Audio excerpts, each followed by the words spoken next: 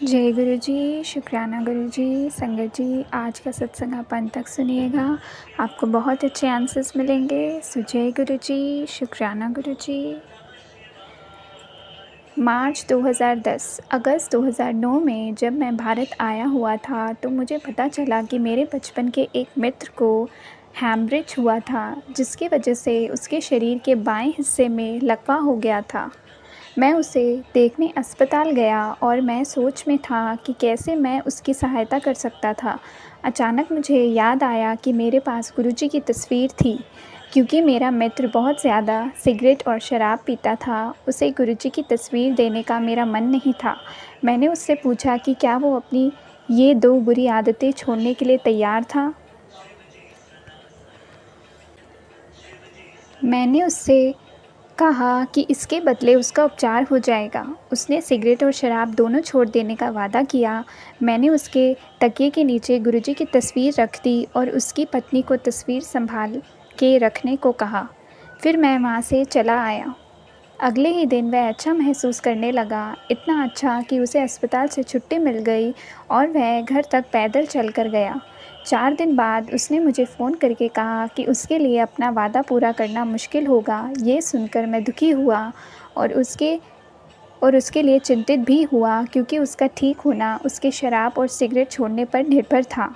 मैं उससे ये दोनों आदतें छोड़ने के लिए मना नहीं पाया और मैंने सब गुरुजी पर छोड़ दिया। मुझे नहीं पता क्या हुआ, पर 2 घंटे बाद उसने मुझे फ़ोन करके कहा कि उसका मन बदल गया है और वह अपना वादा पूरा करेगा। ये एक चमत्कार ही था। आज मेरा मित्र खड़ा हो पाता है, चल सकता है, धीमी गति से और थोड़े दर्द के साथ, परंतु इतना कि वह ऑफ़िस जा सके और अपनी रोज़ की दिनचर्या पूरी कर सके। मुझे पूरा यकीन है कि ये सब गुरुजी के आशीर्वाद से हुआ है। मेरे मित्र का पूरी तरह से ठीक हो जाना अब दूर नहीं है। सो जय गुरु जी, शुक्राना गुरु जी। शिव पुराण का 5वां अध्याय। शिवलिंग का रहस्य एवं महत्व। सूत जी कहते हैं, हे शौनक जी, श्रवण कीर्तन और मनन जैसे साधों को करना प्रत्येक के लिए सुगम नहीं है।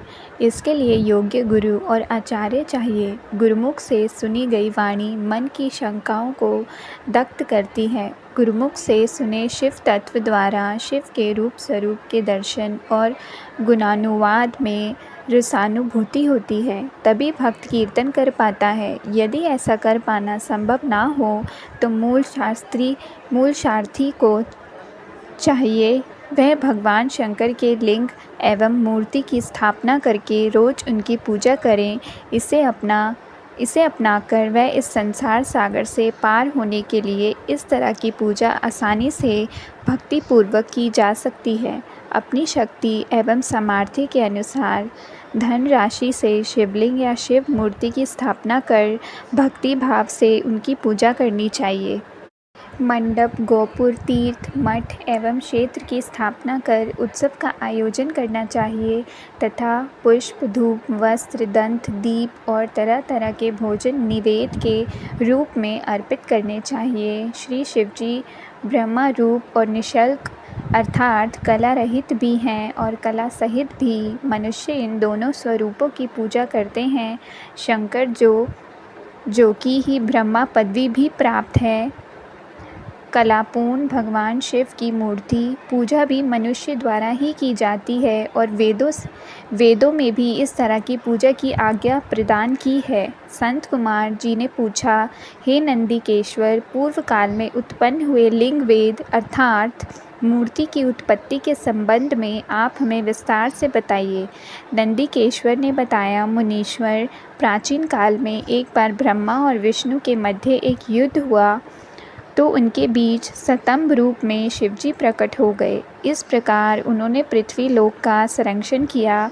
उसी दिन से महादेव जी का लिंग के साथ साथ मूर्ति पूजन भी जगत में प्रज्वलित हो गया। अन्य देवताओं की साकार अर्थात मूर्ति पूजा होने लगी, जो कि अभीष्ट फल प्रदान करने वाली, परंतु शिवजी के लिंग और मूर्ति दोनों रूप ही पूजनीय हैं। सो जय गुरु जी, शुक्राना गुरु जी।